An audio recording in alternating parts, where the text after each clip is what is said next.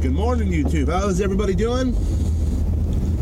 So, I just listened to the Blink-182, not even the whole thing, part of their Deluxe album. And the few songs that I did hear, one of them reminded me of old Blink, you know, like Enema of the State style. And so far, so good. You know, it seems like it's going to be a pretty cool album. You know, I'm going to go home. I just got done dropping my kids off at school, so I'm going to go home, listen to the rest, find out the rest of it. But so far, so good, you guys. I know that when they were recording California, they had said they recorded roughly around like 40 songs, which is amazing for any band to do, any band. And I know that because with me growing up in bands, you know, coming up with 40 songs for one album is crazy. I mean, coming up with 10 songs for one album is crazy. And have them all be good, that's amazing. So this is just a little review about what Blink-182's got going on. I know they got a bunch of shows coming up and everything else. I got some friends that are part of like different booking agencies, so they actually get word about different bands going on tour before the public does. So they got this whole big huge tour set up that no one really knows about yet.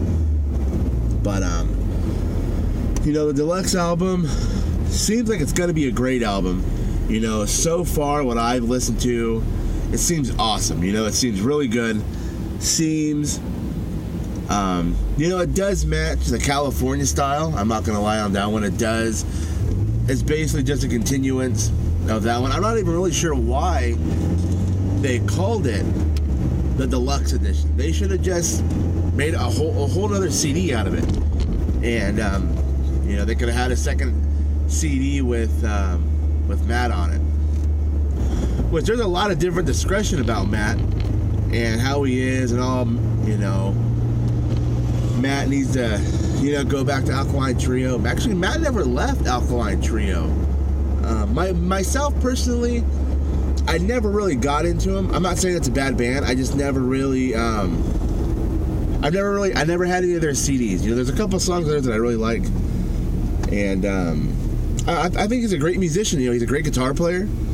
He's a great, you know, vocalist and everything. So he fits in well. You know.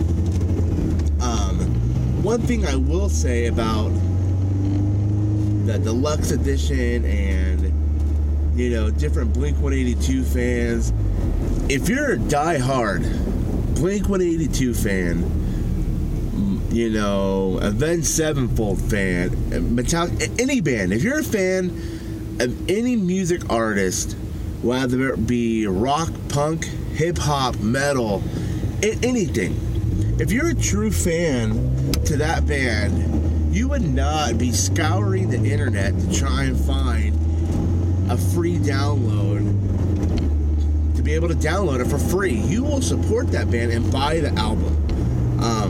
When California came out, I went and bought it. You know, I thought Bored to Death was good. Yeah, if I wanted to, I could have went and downloaded it. But you know what? I've been a Blink fan since like 1995. That's a long time to be a fan of any band. And you know what? Every time they had an album, I didn't download it. I went and bought it. I went and supported them. That's what makes the bands popular. That's what makes the label want to put them on tours. A lot of people don't know that.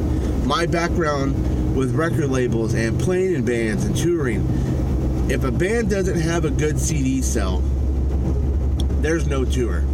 Because they figured, well, you know, no one went and bought the album. When in reality, the album actually did really good. But there's a lot of people that download it and want it for free. But you know what? Take the time. Go cash cans in. Go collect bottles.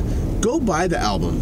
Don't download it. You know what I mean? Don't disgrace the band by taking their hard work that they put into it, all the time, the effort, the countless hours of being in a recording studio because you want it for free. No, go buy it. Go buy that album. Don't download it, all right? Talk to you guys later.